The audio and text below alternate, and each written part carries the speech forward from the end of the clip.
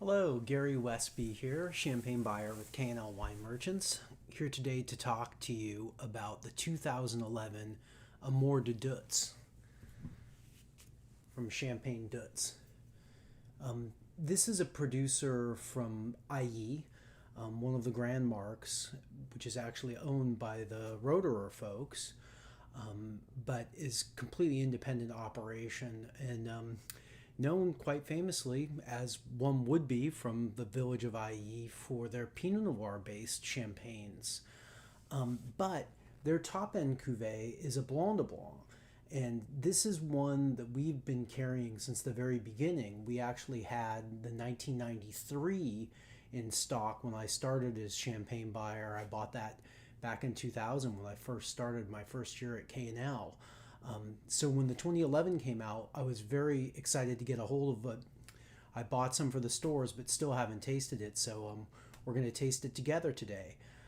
This wine is made primarily from Avis Grand Cru. So 50% of the blend is Avis Grand Cru, while 15% comes from the Grand Cru of Ménil, 12% from Auger, a full 11% from Villeneuve, which is just between Ménil and Vertu, a little bit off to the east in a village that I don't think I've ever had a Chardonnay or any champagne from exclusively from Villeneuve before. But it also has a little bit of Vertu, 6%, and 6% of Villers-Marmery, which is one of those east-facing sites right there on the Montagne de Reims. So, along with Trapaille, one of the places known very well for Chardonnay on the Montagne de Reims, and famous for giving a little bit more of a aromatic type of Chardonnay rather than the really, really straight, chalky kinds that we get from the Côte de Blanc. Well, let's take a look at this. I can already see on the capsule that they've kept the tradition that they started all those years ago, which is including in the capsule. Now, let me see, get my little pocket knife here. Keep it at my desk. They have this beautiful capsule, and you can see on the inside there's a string. And this is a capsule that can be worn as a necklace. So let's check that out. It's kind of a fun little thing here. Voila.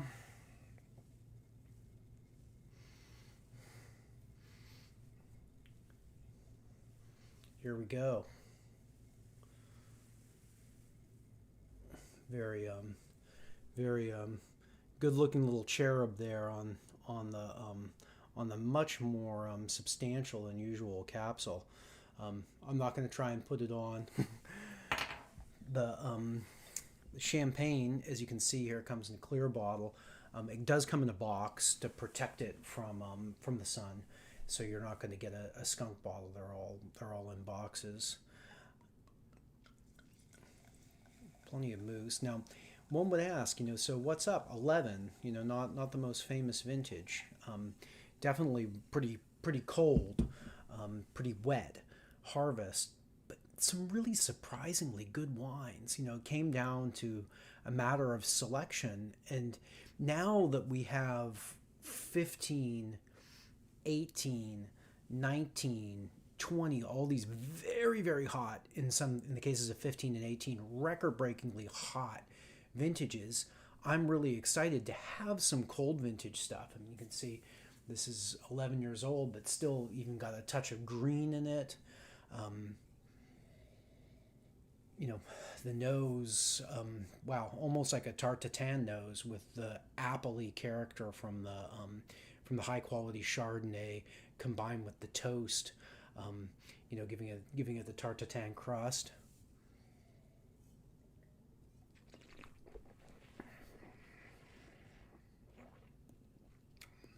Yeah, on the palate, that's spectacular. I don't know if you can see the really fine streamers, but you can really feel them in the mouth. It's super, super, super fine bead, very expressive, ripe white fruit in the mouth. fabulous length.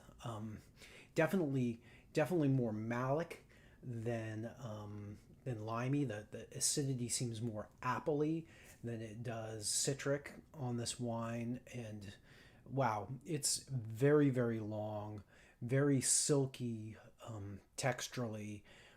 I think that this is a spectacular tete de cuvee, something a little bit out of the ordinary, something small production that we have available now. I wish that I was tasting this together with you in person, but until the time that we can taste again in person, I toast to you.